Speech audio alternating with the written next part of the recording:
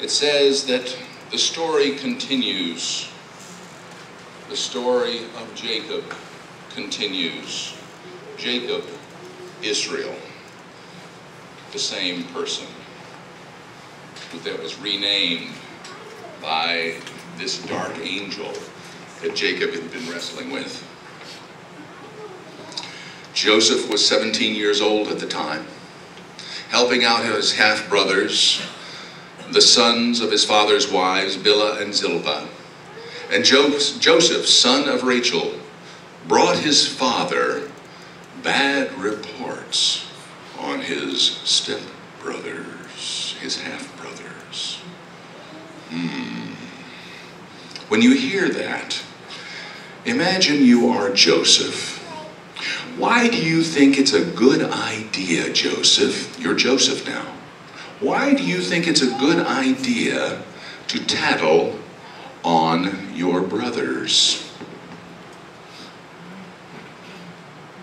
They better learn to do it right. They better learn to do it right, by golly, by gum.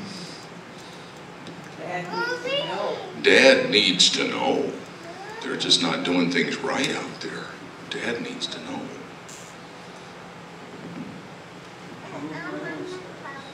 What's that? Improve my own stats. You know, that's one in my column.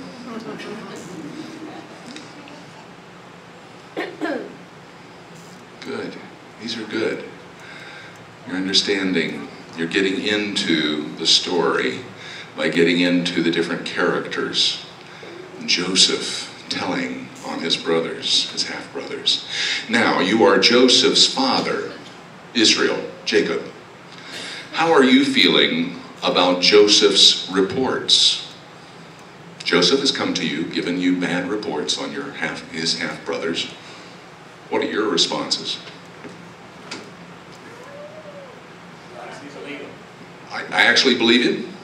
Yeah, I actually believe him. Yeah, that sounds like them. I mean, all right. Zilpah and Bilhah, boy, they brought out a brood. I'm not buying it. I'm not buying it.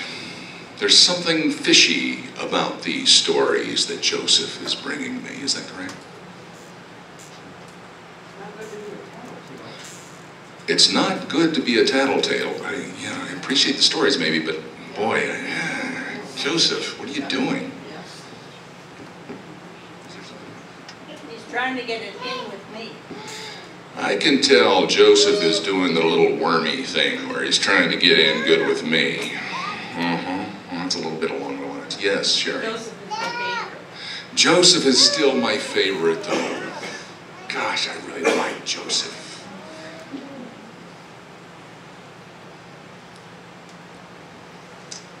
You are one of the brothers of Joseph. And you know that Joseph is making reports on you and your brothers. How does that make you feel? A little rat. A little rat. Have to get even with him. I want to get even with that guy. Who does he think he is? He was always Dad's favorite. We're in trouble with Dad. We're in trouble with Dad, and this guy's causing it.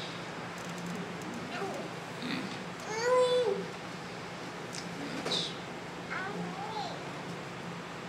good, you're getting the feeling of this. Israel loved Joseph more than any of his other sons because he was the child of his old age, and he made him an elaborately embroidered coat. When his half-brothers realized that their father loved him more than them, they grew to hate him. They wouldn't even speak to him. Now you're Joseph. You've just gotten a new coat from your father. How's that make you feel, Joseph? What? Special. I'm special. What? Guilty. I'm feeling a little, can you elaborate on that a little bit? The guilt that you're feeling, Joseph? I have all these other siblings. and I have this beautiful, a little uncomfortable and guilty. Yeah? Good, thank you. Yes. Scared of his brother. What? Scared of his brother. This coat makes me even more scared of my brothers. Uh-oh. When am I supposed to wear this? Yeah, when exactly am I supposed to wear this beautiful coat? I'd be very careful wearing this coat. It's a little too flashy. But don't I look great? I'm one hunk of a man. This fancy coat. Dad loves me best. La, la, la, la, la. Israel, Joseph is the child of your old age. You are now Jacob, Israel. What does that mean to you? He is the child of your old age. What does that mean? Last child I'm going to have. This is the last child I'm going to have. Big surprise. Big surprise. Hey, I must be one heck of a man. He is my miracle. He is a gift from God. Yes, yes, Sherry. He takes care of it. He takes care. You want to take, as Israel, as Jacob, you want to take care of him, of Joseph. Is that what you meant? No, Joseph takes care of his father. Joseph takes care of you. Joseph takes care of you because he's the child. He seems to know what you're feeling or thinking or feeling, and he seems to be closer to you than the others. The others didn't turn out so well, so I had 10 other sons, and they did not turn out so well. I guess 11th is the lucky one. Okay. Yeah. The child of your old age. Mother of Joseph, Rachel, seeing the gift to your son, what's going on for you, Rachel? Concern. Concern? Can you explain that a little bit? Just because of the rift she knows this is going to cause. She sees this as being a rift, creating a rift. A larger rift? Mm-hmm. Is that fair? Mm-hmm. And it shows my son. And it also shows that my son is special. So this reflects on you too, Rachel, doesn't it? Yes. Yes. It sort of makes you the favorite wife too, doesn't it? I need to watch myself with the other wives. Might not want to get too close to Bilhah and Zilpah. Not go to the well at the same time. You know what I mean. It's good. You guys are getting the hang of this. It's fun. Mother of the other sons of Israel, Bilhah and Zilpah, you're seeing your sons not get a nicely embroidered coat from your husband. What's going on for you? Jealousy. Jealousy, jealousy. My sons did. I guess that means I'm not as important either. Is that correct? Are you feeling that way, Bilhah? Zilpah? A little bit? Anger. Anger. Can you talk about that a little bit? Well, it's along those same lines, you know, what the heck? Jealous? What the heck? Yeah. What am I, chopped liver? What? What can I do for my sons? What can I do for my sons? I have to make up for the fact that their father doesn't love them as much. What can I do for my sons? Extra work for me? extra time, extra love. It's just a stupid coat. It's just a stupid coat. Really doesn't mean it. Explain this. It doesn't mean anything, or you're just trying to convince yourself or your sons, or what are you trying to do? I mean, when's he ever going to wear it? I mean, it's a stupid gift. Oh yeah, it really doesn't matter. Oh no, it doesn't. It's just a coat. Looks pretty nice, doesn't it? Yeah. Joseph had a dream. He told his brothers, "Listen to this dream I had. We were all out in the field gathering bundles of wheat. All of a sudden my bundle stood straight up and your bundles circled around it and bowed down to mine."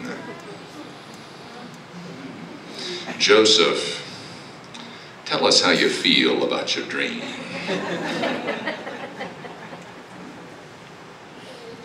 Waiting for my crown. Waiting for my crown.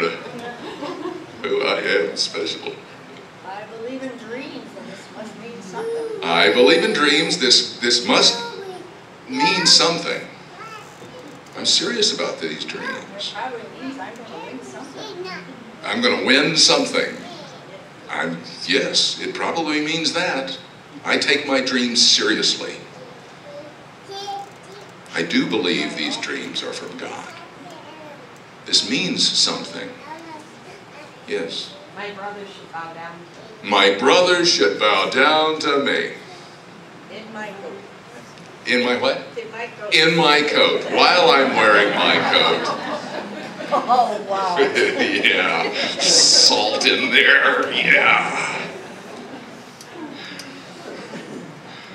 Brothers of Joseph, what are you thinking about the dream or your half-brother Joseph? Go ahead. I sure wish he'd keep his dreams to himself. I sure wish he'd keep his dreams to himself. I wish there was more water in that cistern. I wish there were more. That's later in the story. We'll come to that, yeah. That's a little forethought here, yeah. Yeah. I'll never bow down to that little pipsqueak. Okay, that was the nice word you were trying. She bails you out there. Only a dream, it doesn't mean anything. It's only a dream. It really doesn't mean anything.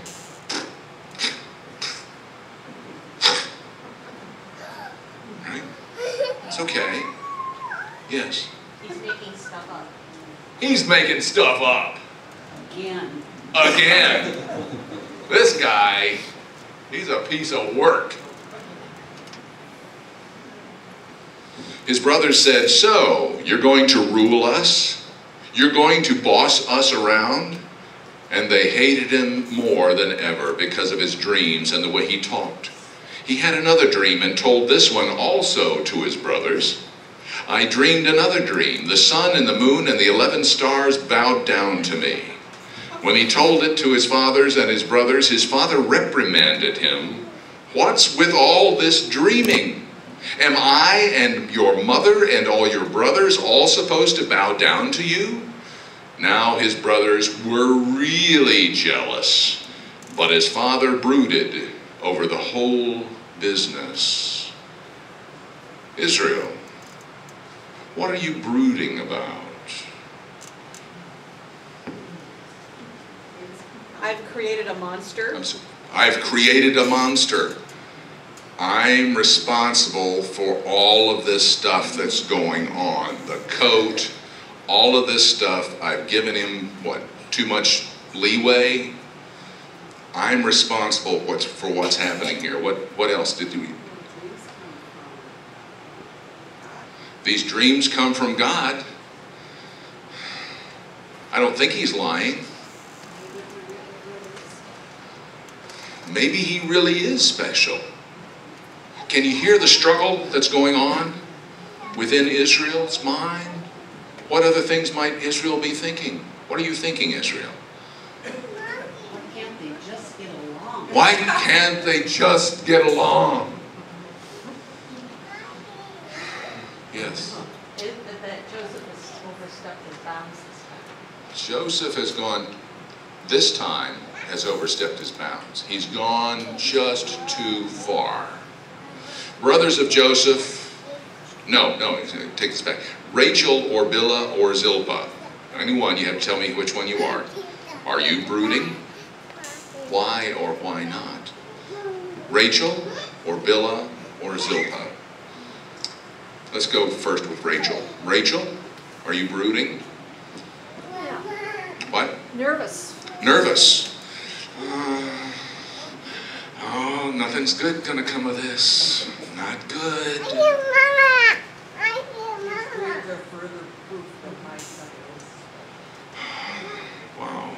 I birthed a very special young man. This is, yeah, I'm assuming you're Rachel. This one. Bilhah and Zilpah, either one. What? He's finally catching up. He's finally catching on. I see Israel brooding about this. Duh. Don't you see this? Haven't you seen this all along, Israel? That's Zilpah or Bilhah looking at this whole situation. You're brooding because you see, finally, that Israel is brooding. Take the stupid coat back. Take the stupid coat back. Don't you realize you've caused this rift with that stupid coat? That's just a sign of this relationship, and take it away now. Joseph's half-brothers had gone off to Shechem, where they were pasturing their father's flocks. Israel said to Joseph, "Your brothers are with the flocks in Shechem. Go and see how your brothers and the flocks are doing, and bring me back a report." He sent him off from the valley of Hebron to Shechem. A man met him as he was wandering through the fields and asked him, "What are you looking for?" "I'm trying to find my brothers. Do you have any idea where they are grazing their flocks?" The man said, "They've left here, but I overheard them say, 'Let's go to Dothan.'" So Joseph took off, tracked his brothers down, and found them in Dothan. They spotted him off in the distance. By the time he had gotten to them, they had cooked up a plot to kill him. The brothers were saying, "Here comes the dreamer. Let's kill him and throw him into one of these old cisterns. We can say that a vicious animal ate him up. We'll see what his dreams amount to." Reuben heard the brothers talking and intervened to save him. "We're not going to kill him. No murder. Go ahead and throw him in the cistern out here in the wild, but don't hurt him." Reuben planned to go back later and get him out and take him back to his father. Reuben, how do you feel about Joseph? Is Reuben one of the brothers? Yes, Reuben is one of the brothers. I've always liked Joseph, but those guys are mean to him all the time. I like Joseph is fine. He's young. He's probably, but those guys are mean to him. I want to protect him. Someone else? Yes. He's my father's favorite son. He's my father's favorite son. Out of respect for my father, I will protect him. Is that right? Yes. Maybe I'll earn some points with father. Yes. Maybe by saving his favorite son, I'll get some extra points with dear old Dad.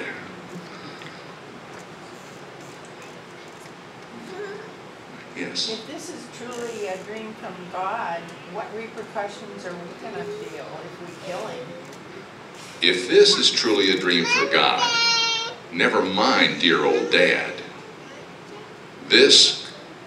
The repercussions of this could come down really hard on us. Not just from Jacob, but from God.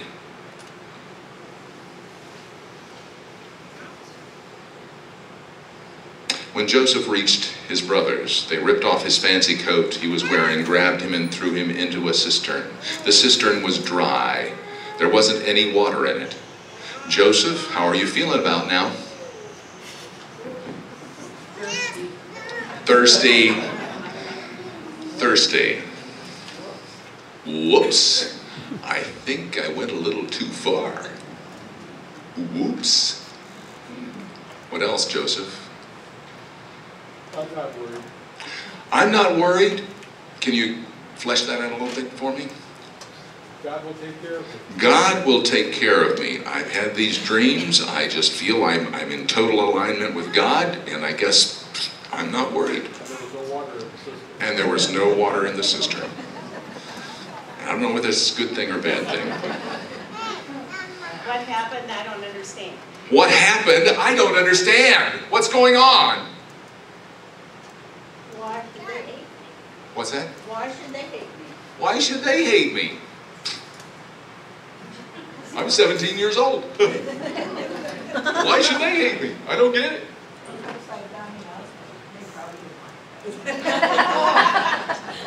I was so beautiful. Like Donny Osmond, who lived 2,000 years later. 3,000 years later, actually. They couldn't handle it. I'm so good looking. What they do with my coat? And what did they do? My coat! My gift! Where did it go? I feel really hurt that my brothers would betray me like this.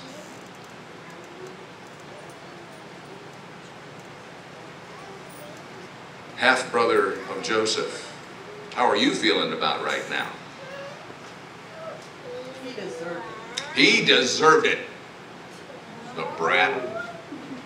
He's lucky we didn't kill him. He's lucky we didn't kill him. He'll just starve to death. That'll show him. Yeah. I wonder, doubt is creeping in my mind. Did he deserve this? Don't know. Don't know. What are we going to tell Dad? Can we keep this lie in one piece? Can we keep it? 10 of us? This lie? Is somebody going to tell and stab me in the back? Then they sat down to eat their supper. Looking up, they saw a caravan of Ishmaelites, that's Arabs in pre-Islam terms.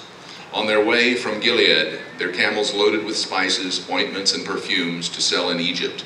Judah said, "Brothers, what are we going to get out of killing our brother and concealing the evidence? Let's sell him to the Ishmaelites, but let's not kill him. He is, after all, our brother, our own flesh and blood." His brothers agreed.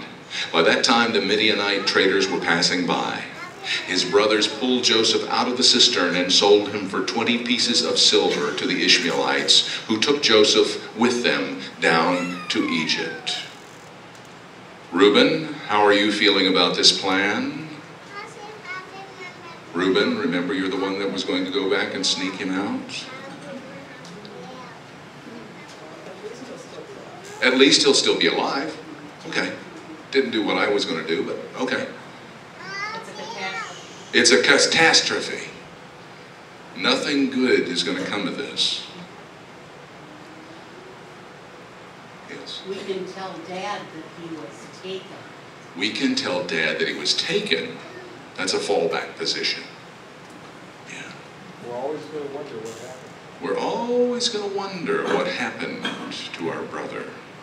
Judah, how are you feeling about this plan? You're the one that thought it up, remember? Judah. That was pretty smart. That was pretty smart. What do we do with the money? Man, we got 20 silver coins out of this. What are we going to do with it? And what are we going to do with those coins? But we got 20 coins. But what are we going to do with the coins? I'm waiting for it to backfire. Okay. Any other half-brothers? Let's not tell Dad who dreamed up this. Let's not tell Dad who dreamed up this folly. You're Judah right now, or you're just one of the other brothers?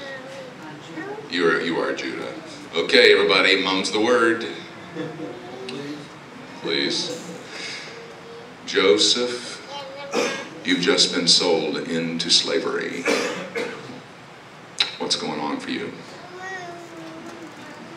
The caravan is going away. What did I do to deserve this? What did I do to deserve this? At least I'm alive. At least I'm alive. I'm not in the bottom of that cistern. How am I going to get out of this? I'm lost. I'm lost. How many of you know how the end of this story goes? Raise your hand.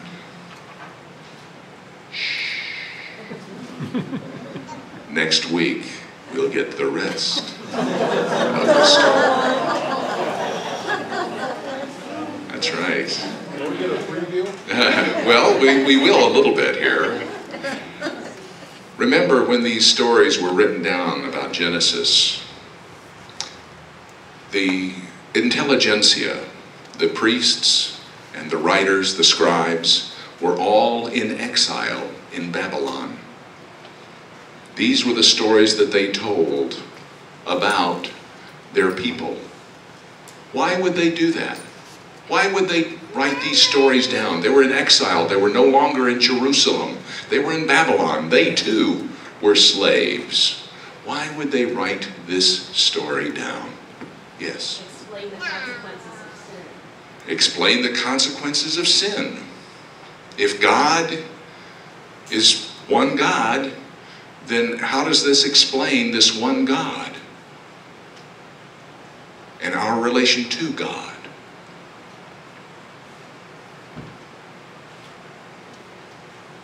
What was Jacob's name changed to? Israel. You think that might mean something? Metaphor? Metaphor? What was why is it important that we are talking about Israel's story? Because it's still happening. It's still happening over and over and over. And it gives a context to what is happening. It gives God's relationship to Israel, to them. They are forever in relationship with God, and they can break the relationship with God. Joseph is now in the pit, sold into slavery, but there are many ways to reframe this story. Many ways indeed. Earlier we did the little exercise with the marshmallows. Delaying gratification. Was Joseph the kind of person that was delaying gratification, do you think? It was kind of pushed on him, wasn't it? He got all his needs met. There we are. Yay! Did Joseph accept all the responsibility for his actions at that time when he was 17 years old and his prefrontal cortex still not formed? I know, these are leading questions. Well, I'm speeding it up here. Long story short, some people maybe think that Joseph was narcissistic. It's all about me. Well, you know what? Frankly, for teenagers, it is all about them. They're forming their first ego structure. It is important that they understand who they are, at least in that first structure. Okay? So, he still, though, wasn't blaming all the other people. If you will notice in the story, he's saying, you guys, you did this to me. No, he never does this. You'll learn this more next week.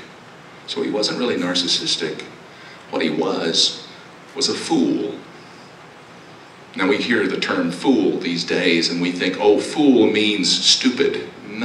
We're not using it in that way. Fool in the classical sense. If you read your Shakespeare or Russian literature, Dostoevsky, or if you read the Bible, the fool is the one that tells the truth. In a court, in the medieval court, the jester, the fool, is the one that can tell the king the truth without getting his head chopped off. Because he is smart enough to be able to be poetic and lyrical enough to be able to speak a truth. It's true in literature, it's true in that culture, it's also true here. Joseph is open to the truth.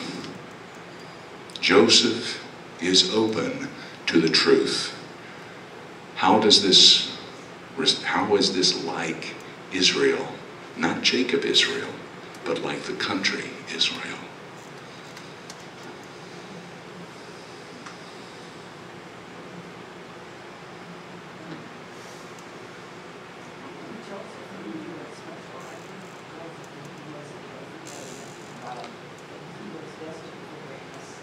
Joseph knew that he was destined for greatness, that he was special, and there was something. What does this say to Israel then? That's good. Keep going. Keep going. I was chosen. I was chosen. We are people of Israel. All of our sons and all of our daughters. We are chosen. We are with God. And remember the story of Babylon. They are in Babylon, in exile, and they're writing this story. And what has happened, say, 600 years to 1,000 years before this, in Egypt? Remember the story of Egypt? What happened? They were freed. They were slaves. God made a way out of no way. There was a wonderful question earlier. How do we get to heaven? How do we get free? It's God's grace. God makes a way out of no way. Do you think this is going to give people in Babylon who are in exile, in slavery, hope? And that is the good news for this day. Amen.